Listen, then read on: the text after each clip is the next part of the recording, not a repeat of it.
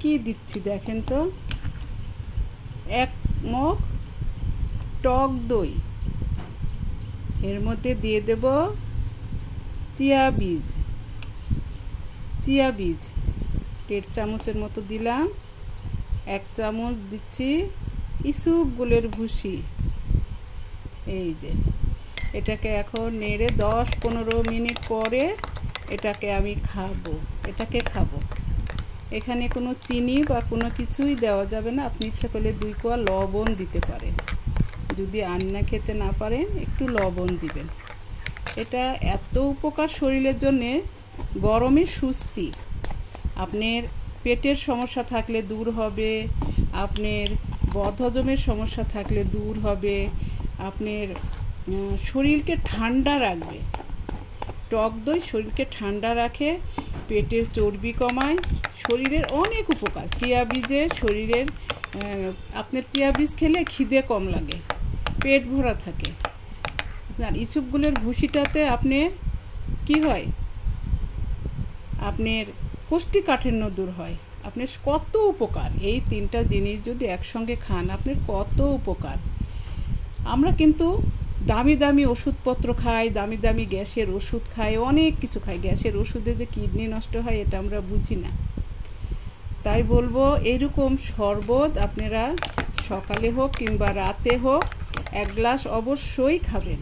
Chia বীজে হাজারো গুণ, ইসুপগুলের ভুসিতেও অনেক গুণ, আর এই যে টক দই, এটার তো কোনো তুলনা হয় না।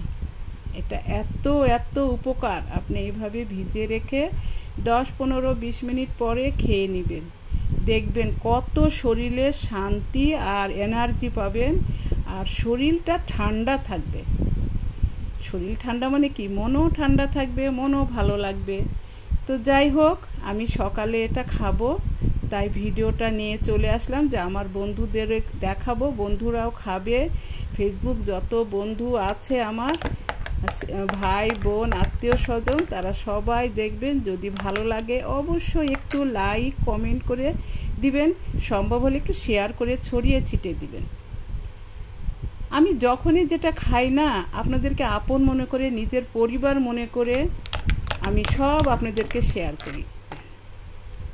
কিন্তু এটার মধ্যে আমি তুকমার দানা দিইনি, ওটা শেষ হয়ে গেছে। তুকমার দানা থাকলে ওটাও দিয়ে দেখাতাম। তো এই 3টাতেও আপনার একদম একই উপকার, অনেক ভালো লাগে। তুকমার দানাটা আমি আলাদাই ভিজিয়ে খাই, ওটা সাদা সাদা ফুলের মতন হয়ে ফুটে ওঠে, ওটা দেখতেও ভালো লাগে, খেতেও ভালো লাগে। তো আজ এই পর্যন্তই, অনেক কিছু বললাম। আপনারা কেউ কিছু মনে করবেন না, মনে হয় বলবেন যে ওই আবার বেশি জানে। আমি কোনো কিছু শেখানোর জন্য বলি না ভাই বোন।